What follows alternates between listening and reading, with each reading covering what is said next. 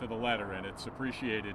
The governor's informed me that for these sessions, when we have some social distancing, it's appropriate for the speaker to take off the mask. So I'm going to do that and then slip it right back on. We appreciate very much having Governor Lamont here today and to seeing the assembled media.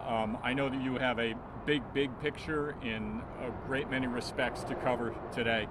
The thing that we would express is that we are excited to look forward as part of the Reopen Connecticut Phase 2 plan to bring the Connecticut Science Center back online soon, and that is part of a much bigger picture that the governor and his team are leading.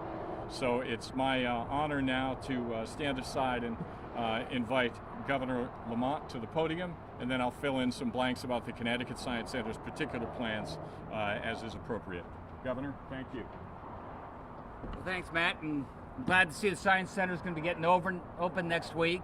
A lot's getting open next week. That's going to represent about 95% of our economy will be open on May 17th. A couple days later for the Science Center, but not much. And I love being here at the Science Center, what it represents, an amazing public-private partnership. I'll just give you quickly the numbers. Our infection rate was lowest we've seen in a long time, down around 2% or less. That's incredibly important. Hospitalizations are 2/3 below where they were when we opened up on Phase 1, May 20th. 2/3 below where they were. So I don't think we opened too early, and I think we've opened cautiously, and I think we've kept things moving in the right direction. And that's why June 17th will be such an important change for us going forward. Obviously restaurants, hotels, and the such. I just wanted to reflect for a minute, if I could. It was about 100 days ago, almost 100 days ago, that we got hit by COVID. And now next week we're going to be reopening a final piece of our economy up to 95%, like I said. And we've learned a lot. And I just wanted to reflect on that as we think about what could happen in the future, what could happen as a second wave, and just more broadly. I mean, one of the first things when I became governor is I saw a state government that didn't always work together. Everybody was talking about silos and every department, every commission doing their own thing. We said, let's get a chief operating officer. Let's make sure these departments can work together, a little like I was used to in the private sector. Well, COVID sure woke us up to that, because all of a sudden we were having a unified command meeting virtually every day for 60 days. And we had every commissioner, and we had police, and we had the not-for-profits, and we had the hospitals virtually around the table. And we realized, oh my God, public health has a lot to say to corrections, and everybody wanted to hear from DAS, Department of Administrative Services, because they were tracking the flight from China, bringing the next supply of gowns and masks that were in such short supply back then. So we learned a lot about how we work together better as a state. We also realized it was a healthcare crisis, and you need the hospitals at the table. When I talk about a bigger table, it's not just the state government, but it's a broader group than that. And frankly, the state hadn't had a great relationship with the hospitals going back some time. We patched that up. Hospitals were at the table early on, and they worked together as one. It was so important. I mean, when our southern hospitals, southern part of the state, were getting overwhelmed, our hospitals here in Hartford were there to be able to help out with masks, help out with vents, help out with the nurses. And then it was Southern Connecticut's turn to help out as well. And that's what you realize you could do when that table is bigger, and it included the hospitals. Another thing I tried to do when I came on was I said, look, Connecticut's not an island, and we do better when we work with our neighbors. In this case, I was talking about our neighboring states. And when I had that fishing trip with Andrew Cuomo, we were talking about what could impact all of our states. Back then, we were thinking about, economic development and transportation. We were also, at that point, thinking about the idea of a cyber attack. And obviously, a cyber attack knows no border. Well, we learned pretty quickly that COVID is another attack that knows no border. And we found we were working together very closely, all the regional governors. What we had to do in terms of closing down our schools more or less at the same time, although most of the schools have closed down already. You know, Andrew and I and Charlie Baker and I up in Massachusetts wanted to close down bars and restaurants at the same time. We saw them as places where infection can spread and spread quickly. And we did that. And now slowly we are reopening. Obviously we're reopening a lot faster than they are in New York. They're in a different place in the pandemic. But it's very helpful for us to be speaking with one voice. As people say, what's next? What's next in the pandemic? What's next in terms of how we secure ourselves? What's next in terms of schools and phased reopening? And the message coming from the White House is not always as clear as day, you might say. And I thought it was really important that we governors were able to speak with one voice as well. Another thing I realized early on was hospitals were a big piece of our solution in a healthcare crisis. We also needed the scientific community. We needed epidemiologists. We needed those that specialize in infectious diseases. We had a lot of amazing people in our state government. I think you've learned that. I've certainly been reminded of that. I hope the people of Connecticut, during our briefings on most afternoons, you got to see the people in public health and public safety and social services working, 7 days a week in many cases, doing everything they can to make sure we kept this pandemic under control. But we don't know everything, and we're much better off when the table is bigger. We have that outside expertise at the table. And that's why we created the reopening committee, the scientific team led by Dr. Coe. We also had a business group, mainly small business, restaurants and retail and hotels. And we really wanted to make sure that as we explained what the scientific rationale was for closing things up, also how we could get things open, why we get things open, and how we could do it safely.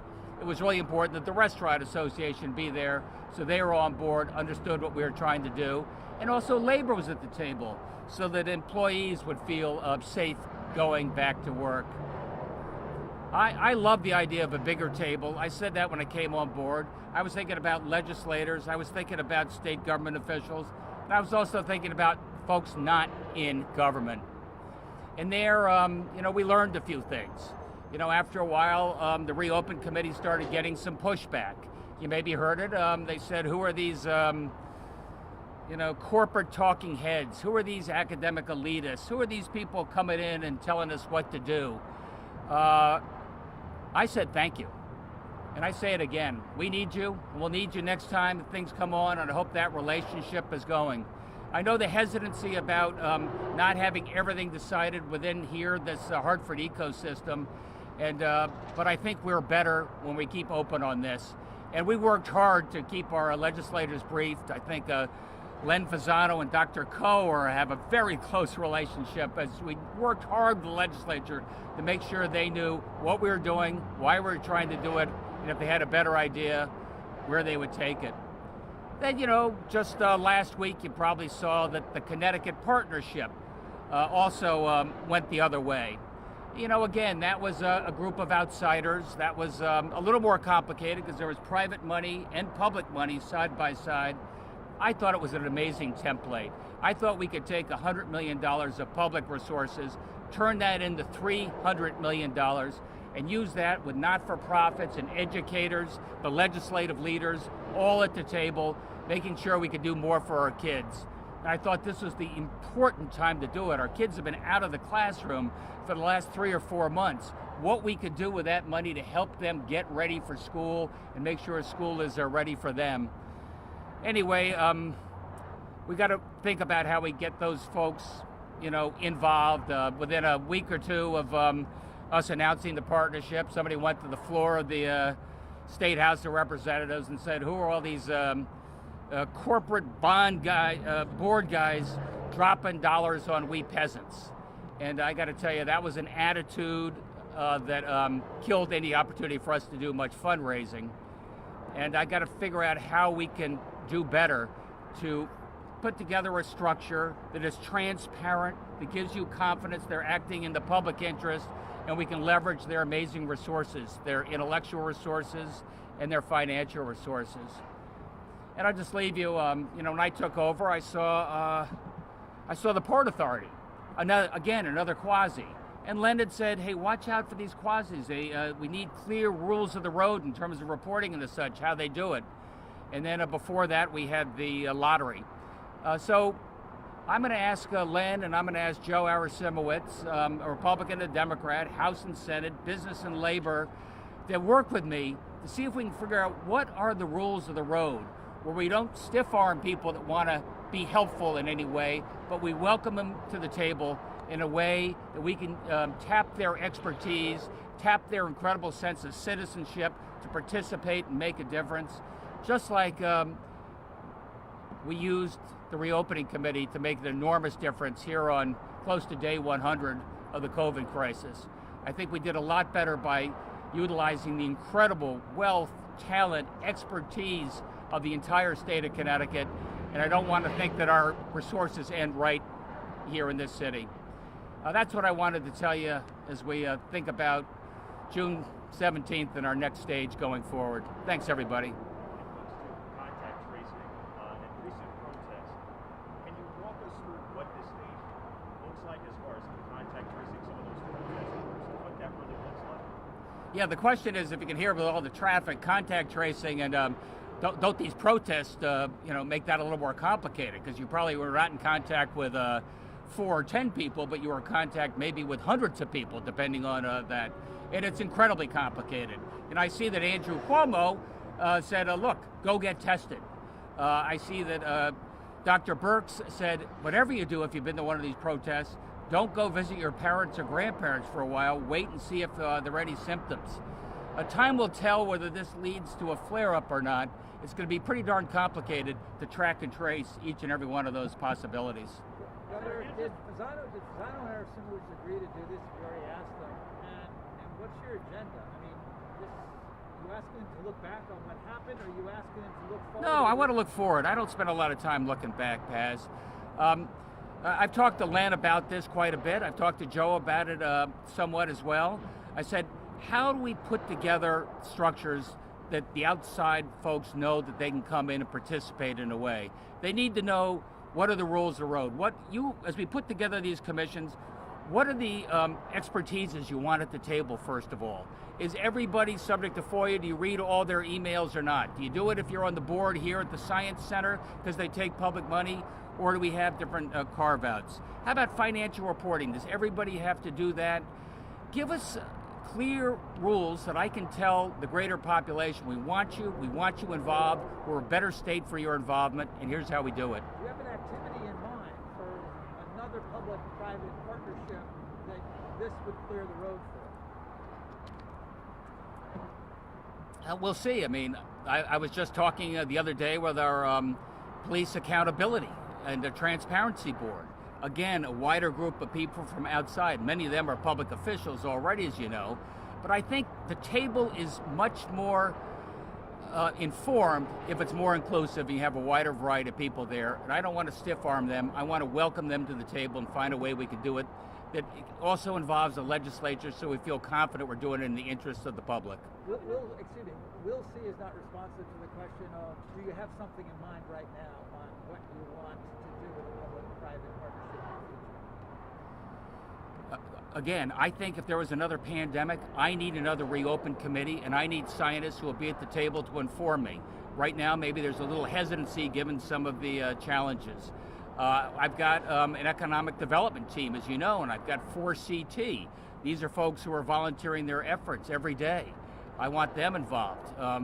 Those are the type of programs I'd like to continue to grow and expand.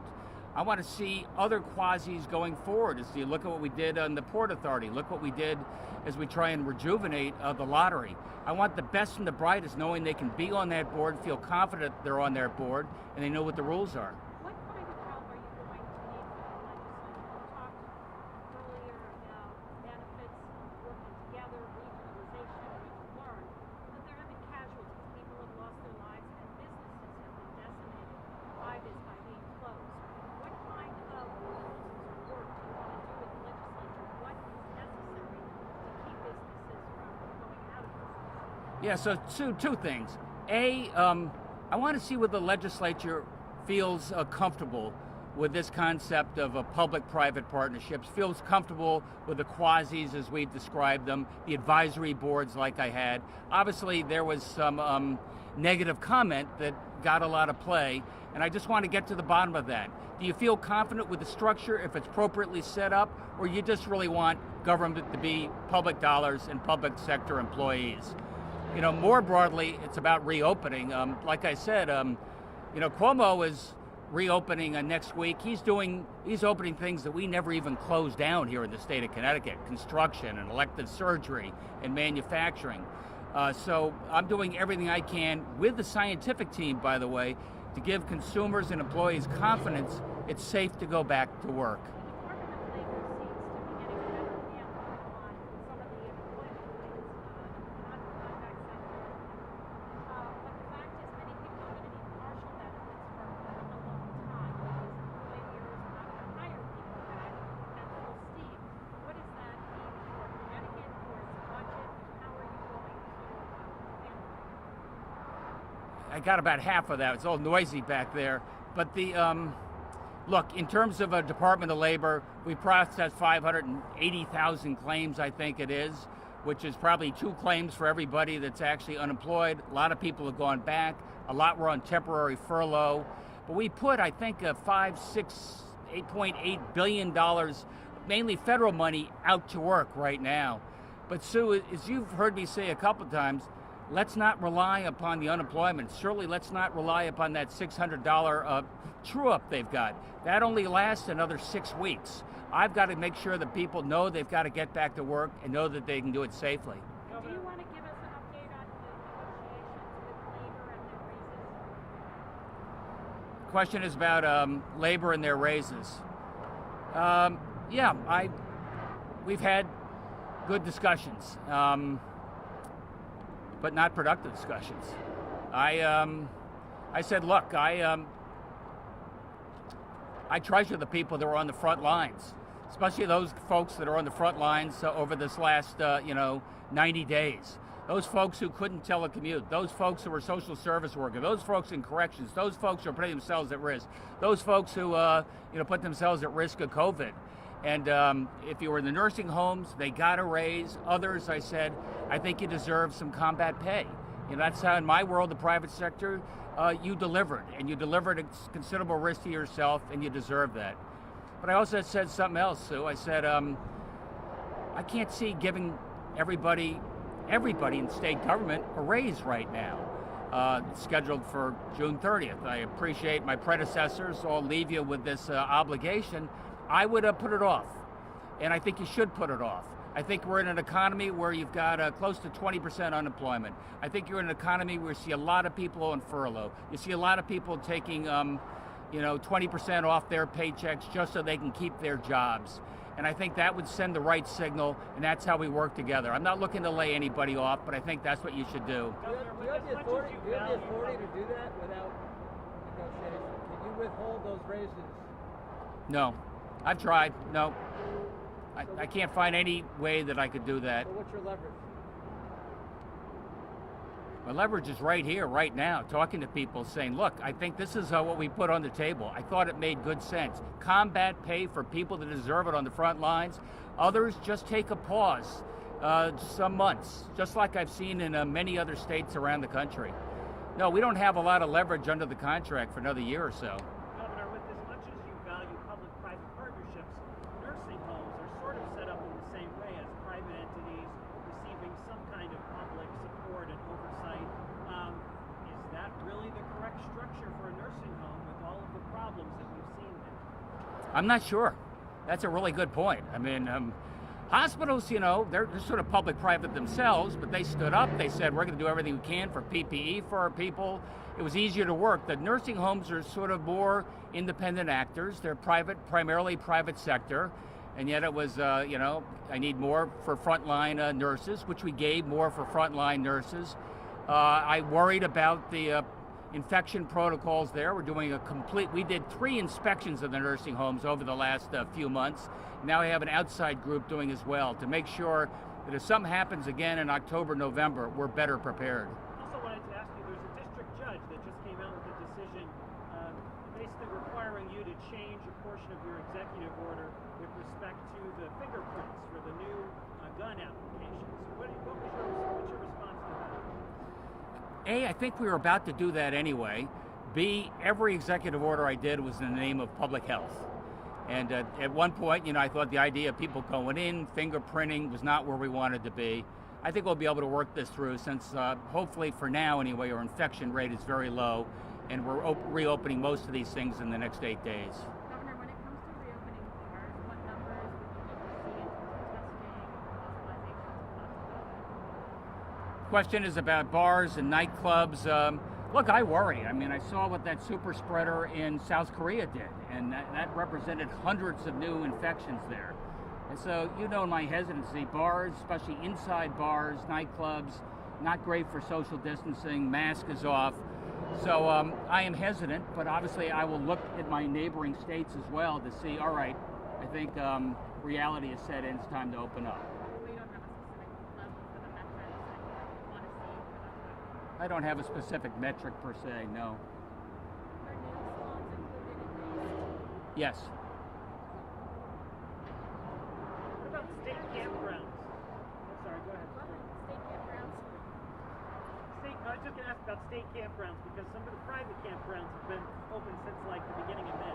I think the state campgrounds, maybe these guys can help me, are July 8th. Not getting much help back here. I think July 8th was the theory because our camps, our parks are going to be pretty overwhelmed this weekend anyway. Camping will be more appropriate after the July 4th weekend. Governor, back to your public-private partnership idea, is that something you brought to labor that maybe you would do that with the agencies? That's a little bigger. Do with the agencies, what, Department of Social Services, you mean, or something like that? Well, you certainly see what's the most effective way to deliver social services, that's for sure. Governor, we get questions. People want to know what's the rationale if hundreds of people can gather at Hammonasset, granted spread out. Why the delay until July on when a socially distant graduation takes place? I think we thought, well, first of all, our graduations are up to 150 people on July 6th outside. We made that determination, a week or so ago. 2 weeks ago, we didn't know what June was going to look like, so we were a little hesitant to be more aggressive there. Beaches, we never closed the beaches, as you know. We never closed the parks. We were very clear about 15 feet spacing, blankets and the such. And I think you're right, though. What's the difference between a graduation and a wedding? That's another question you could ask. Well, we just thought a graduation is easier for people to social distance, easier for parents to be there in the background and take it, and we'll get more aggressive thereafter, depending on how it comes out. Anything else you'd like to say? Thanks, Governor. Thank you, Governor. Thanks for the insight on your thinking about the Reopen Connecticut plan. I would just, for the Science Center's part, just say that we have appreciated the collaboration with the Reopen Connecticut team. There have been very important and very specific aspects of the guidelines for indoor museums, of which we're one, that we've had a great discussion over, and our institution is able to implement the agreed upon plans to assure that our visitors are going to be safe, that the experience will be enjoyable, and we look forward very much to welcoming first our members on June 20th. You can be sure that the rigors of a public-facing institution like the Connecticut Science Center, which is inherently about hands-on engagement with multi-generational customers, presents its challenges.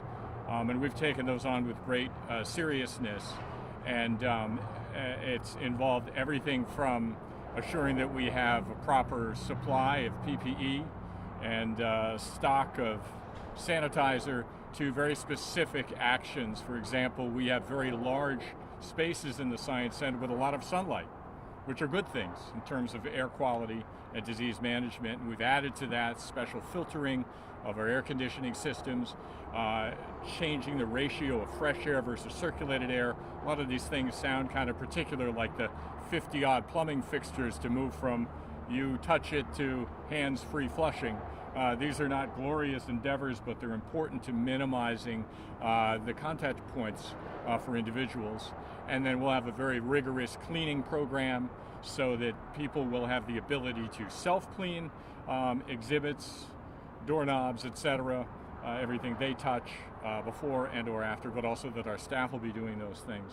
And we'll be moving to, and this is probably one of the biggest changes in habit that all public serving institutions like ours are having to confront, to manage to the reduced capacity at a given point of time that the guidelines require, means that we have to know how many tickets we're selling at a part of the day. So we're moving to an online advanced ticketing model, which is happening in a lot of institutions. But that's a major change in behavior for our operations and also for our visitors. So we're looking for a partnership with our audience to take care of one another, our staff, our visitors, and their fellow visitors. We're going to insist on proper utilization of face masks at all times, and we're going to provide every resource we can to assure that people know what to do and can have a visit that is enjoyable and safe. So this is a small increment. I think most businesses, including ours, will come online at a loss. I mean, this is not like a fast recovery where you open the door and suddenly have enough revenue to pay the expenses that are actually in many cases increased to provide the service we have to. But we're part of Connecticut. We're part of this community.